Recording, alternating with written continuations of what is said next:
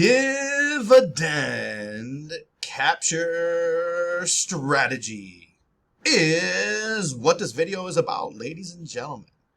If you want a little extra info on the old dividend capture strategy, stick around and watch this video.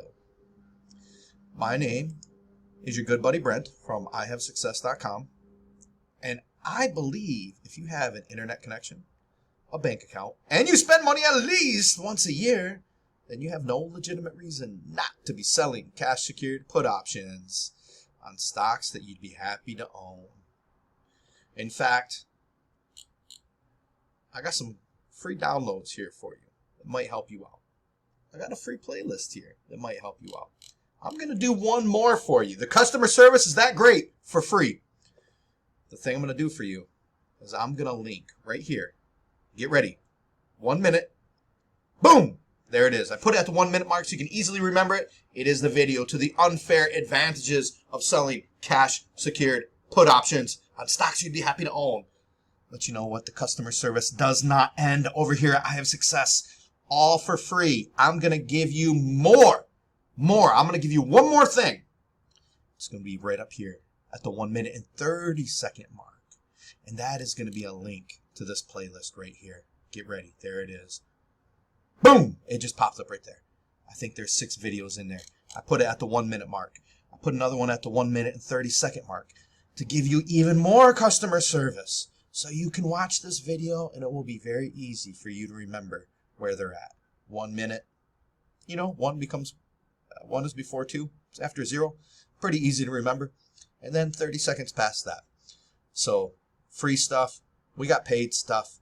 Let's just get into this stuff. The legal stuff. This is not financial advice. Anything at this website, anything in this video, anything at the YouTube channel, or anything that I ever say related to stock stuff, money stuff, it's not financial advice.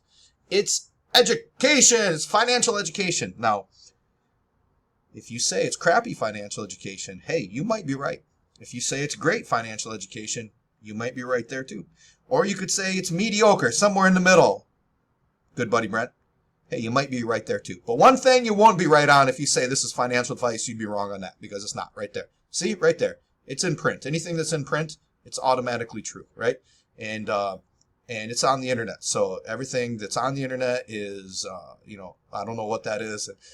But if it's in print, it's true. If it's on the internet, does that somehow negate the truth there? Like, if my name is Brent and I put it on the internet, does that mean my name might not be Brent? Or if I just have it published in the Wall Street Journal, does it automatically guarantee that my name is Brent? I don't know. These are deep philosophical questions for another video, because we're talking about the dividend capture strategy here. Something that's not deep and philosophical. It's just raw bones dealing with stuff. Practice with paper trades. Now I get it. Sometimes simulated practice, it's not that fun. Like, for example, when I was taking boxing lessons, I told Coach Mike, I don't want to hit this stupid heavy bag. And that speed bag you got over there, I don't want to be doing that. These stupid sprints you got me doing, Coach Mike, this is all BS. None of this is going to be the real thing. Coach Mike, the way that I need to learn how to box is I need to be doing the real thing. So Coach Mike smacked me up the head a couple times, and I learned really quickly I should shut my mouth and I should just do the simulated practice when Coach Mike tells me to do the simulated practice. So unfortunately with the stock market, there's no one to slap you up the side of the head if you start saying silly things. Look, this is what's going to boil down to. Learn how to press the buttons.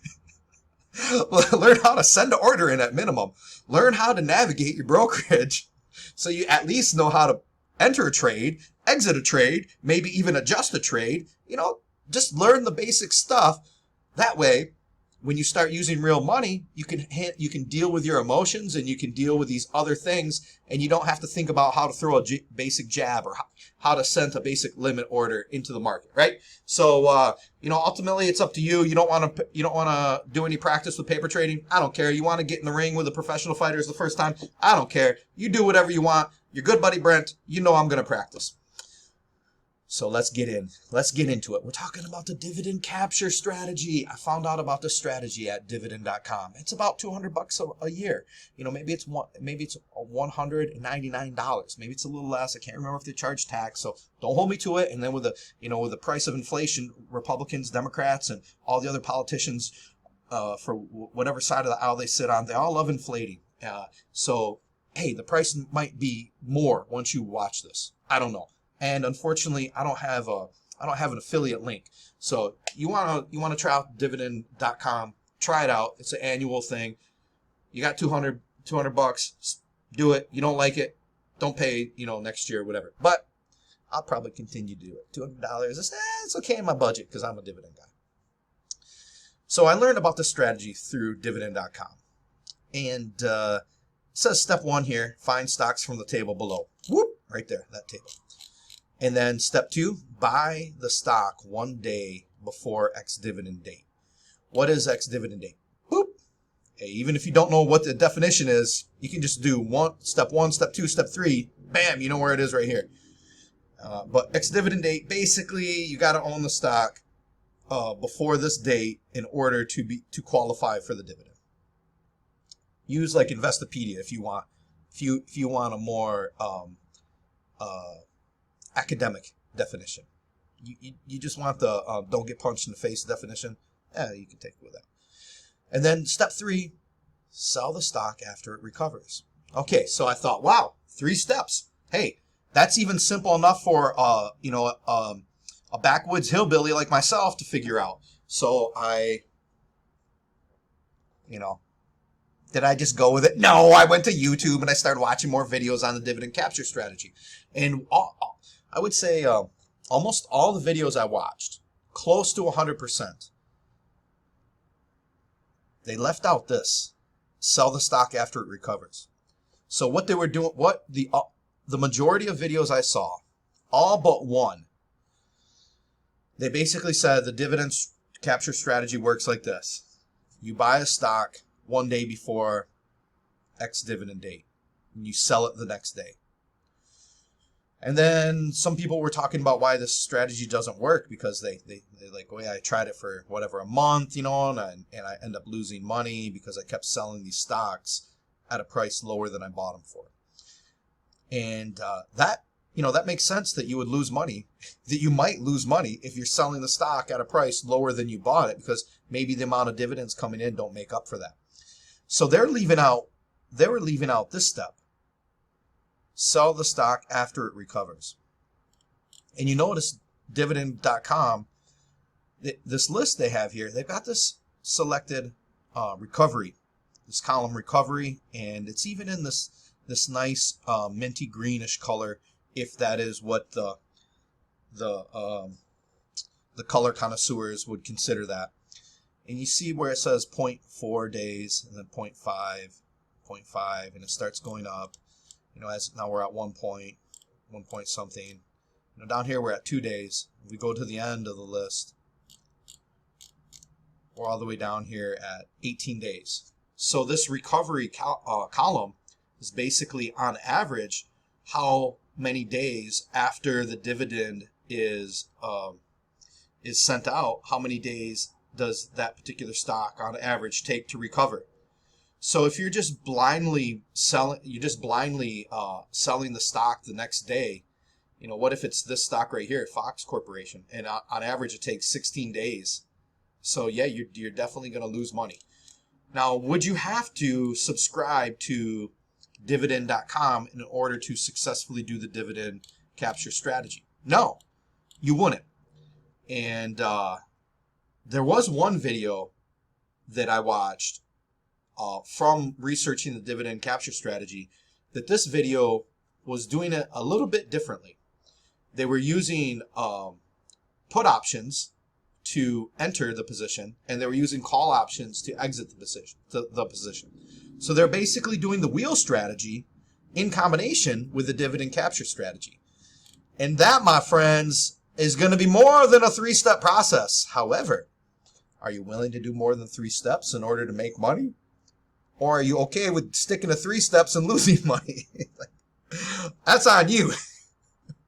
If I tell you don't lose money, that's not financial advice. You want to lose money? Hey, you go lose your money. I don't care. So I would suggest, if you're interested in doing the dividend capture strategy and you just want to do it like this, at minimum, pick some stocks that you're okay potentially holding for a long time if it takes a long time for it to recover. What's a long time? A long time is different time amounts to different people. So whatever your definition of a long time is, make sure that you are picking stocks that you're okay for holding, I would say, the rest of your life if you had to, if you bought it below. The good thing, these are all dividend stocks, so maybe also you try to get these stocks that you're going to pay more. It's like it's paying you $4.20 per share per year. But some of these stocks, they're around like $100. So if you're going to be using options on these, you're looking at around, at minimum of, I don't know, if you got a $70 stock to like a $120 stock, you're looking at tying up about $7,000 to $12,000 of capital. So I think there's a lot more things to balance out. I think if you watch a lot of videos on the dividend capture strategy, it's going to say that it's simple and that it doesn't work because they're losing money. So I think that, yeah, when you do it in this really basic 3-step thing, even this, like, this is good, but don't guarantee that these are going to go up, that they're going to go up in this certain amount of time frame, because this is just statistically an average, and then it's also going to be impacted by whatever's going on with the stock market.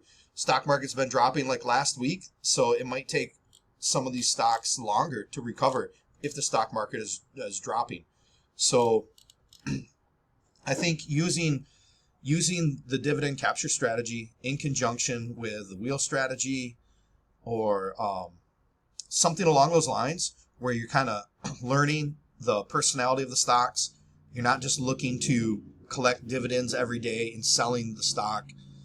You're managing your account size appropriately and putting more legwork into modifying the dividend capture part with puts and calls and your account size. I think if you look at it that way and you play with it and you experiment with it, and you maybe, just maybe, I know probably a lot of people they're going to be, oh, you paper trader, time waster. But if you maybe don't mind some public ridicule, you do a little bit of practice with paper trading, see what works for you, because potentially if you're going to be tying up any amount of money, but a lot of the stocks that I saw on here, they're like closer to $100. So let's say you can be tying up anywhere from $5,000 on up, then maybe do a little bit of research into it and figure out what's going to work well for you.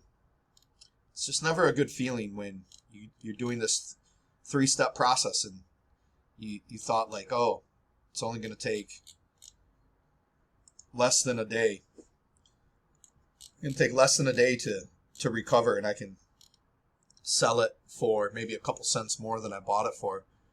And I make, if you did it with 100 shares, you'd be making $59 here, and I'll maybe make an extra $10 on, selling 100 shares. You're like, that's not too bad, all in like 2 days time.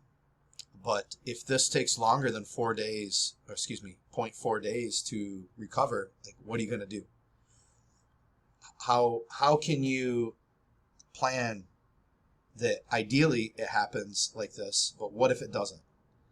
If your stock isn't recovering in a certain amount of time, what's the option chain look like? Are you able to sell covered calls above the price that you bought it at in order to help bring in more money? Also, if you have a pretty good option chain, you could collar it where you're selling a covered call to pay for the put as insurance, or you could just buy put. So there's a lot of different ways. So I think the main thing here is instead of watching YouTube videos on the dividend capture strategy and thinking like, oh, this is it, it's that simple, don't do that. try to implement dividend capture incorporated with using options. And I think then in the full gamut of options, not just selling options, but at least buying puts if needed as insurance, which is a wonderful thing, my friends. You know, this is I Have Success. It's home of the place to get you to sell cash secured put options on stocks you'd be happy to own. And at the minimum, that's great to do. What's even more wonderful is there's so much more you can do. But this is just a real basic strategy. Once you realize that selling a put option gives the seller the obligation to buy at a certain price, that means you could buy that protection from somebody else. With that, my friends, hope you have a fantastic day. And I hope what I really hope this does is to open your mind a little bit and not be so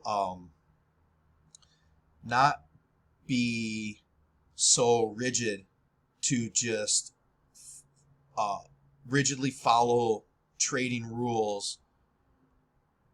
And then sometimes you need to be rigidly following trading rules, and sometimes when there's someone else's rigid trading rules, sometimes it's good to understand your situation and be able to be flexible enough to take those trading rules and adapt them to fit your specific situation. Because in reality, no one knows your situation as well as you do. At least when we're talking about trading and things like that, there's probably nobody that knows your situation. Not some random Yahoo on YouTube, for sure. You guys have a fantastic day. Aloha.